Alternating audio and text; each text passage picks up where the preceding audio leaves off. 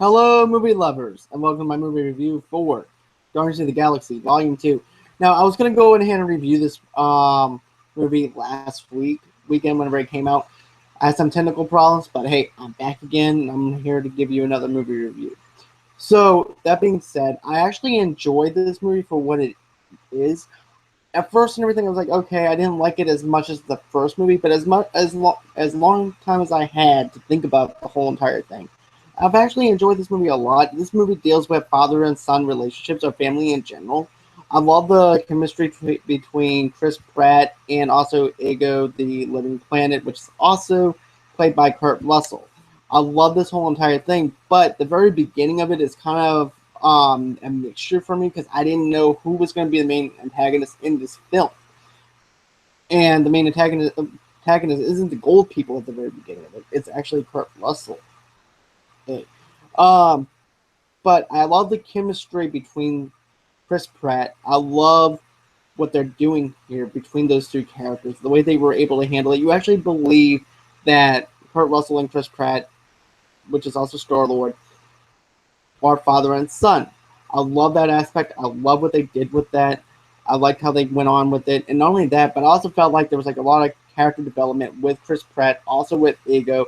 Then you also have Bradley Cooper's back again as Rocket Raccoon. I thought he delivered very nicely. I love the chemistry. I love the back and forth jokes and stuff like that.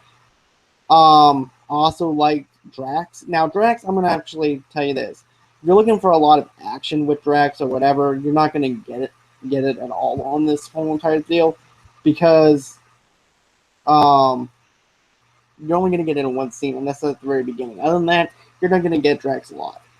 But that being said, I felt like they did a very good job with Batista once again, able to actually deliver his lines, able to believe that he is actually Drax the Destroyer, and also give us some emotional views on how his character is. Another thing too, for the very first time that even I could tell, or maybe I'm just exaggerating, but we actually get to see Nebula, and we also see Gamora's relationship further out even more, and you realize all the messed up stuff that Dinos has done to them and making them battle against each other. And then you actually get to see them fight against each other, which is something that we really haven't seen before, where they're actually have that conflict with each other, where one sister might be better than the other sister or whatever. And it's actually the first time they actually get to see that on the screen, at least in my opinion. And I thought that was very good, and that carried on through to their whole entire character development. I love Yondu. I feel like they actually did a very good job with Yondu. Yondu has actually got a bigger part in this movie as well. Like, he was the heart and soul of this movie. And I really liked what Rourke, or whatever, I forgot how to say his name, but I felt like he did a very good job as well because at first you're like, okay, is this guy really for Star Lord? What's the deal with him? And then you actually find out who, the whole entire story, what happened in the very beginning of the first Guardians of the Galaxy movie and stuff like that. I'm not going to spoil anything, but it was very well put together. I love the chemistry. I love the jokes with everybody. Everybody seems to be having a great time. I can actually tell you this. I actually believe that Chris Pratt was Star Lord. I actually had a good time with each and every single one of these characters. I felt like James Gunn did a good job with it. I loved the soundtrack. I bought the soundtrack, and it's just as good as the first soundtrack. And I'm going to go on ahead and give this movie a 3.9 out of 5.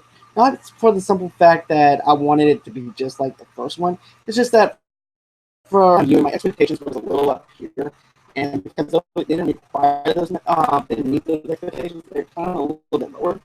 But it didn't ruin the experience with the movie for me. I enjoyed it. Whenever they announced Kurt Russell as Ego the Living Planet, I was actually hoping that the planet was actually going to be a planet of the guy's face. Kind of like Star Fox 64, where we actually battling the bad guy as a planet rather than, hey, I'm just a guy and this is my planet.